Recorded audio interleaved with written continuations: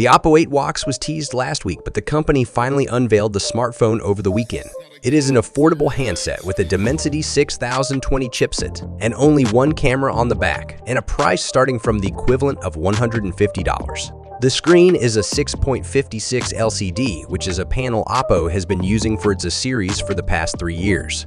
The screen has HD resolution, 90 Hz, refresh rate, and peak brightness of 720 nits.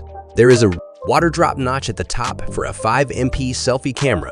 The lone snapper on the back is 13MP with AL.2 aperture and LED flash below. The 7M chipset has 6GB or 8GB LPDDR4X RAM paired to 128GB or 256GB storage, respectively. The Oppo A2x has a micro slot on the left side. The right is for the power key, doubling as a fingerprint scanner. The A2x comes with a 5000 mAh battery, but there is no word on charging speeds, suggesting a lowly rate. The phone takes 2 nano SIM cards and runs Android 13 with ColorOS 13.1 on top, while other features worth noting are the 3.5mm audio jack, an IP54 water and dust-resistant body. Oppo is offering the A2x in 3 colors, black, yellow, and purple, with the latter two having a neat texture on their backs. The price is CI1099, $150, HUP142 for the 6U and 28GB version, and CN1399, $190, HER108 BALS90 for the 8 for A2U 56GB option.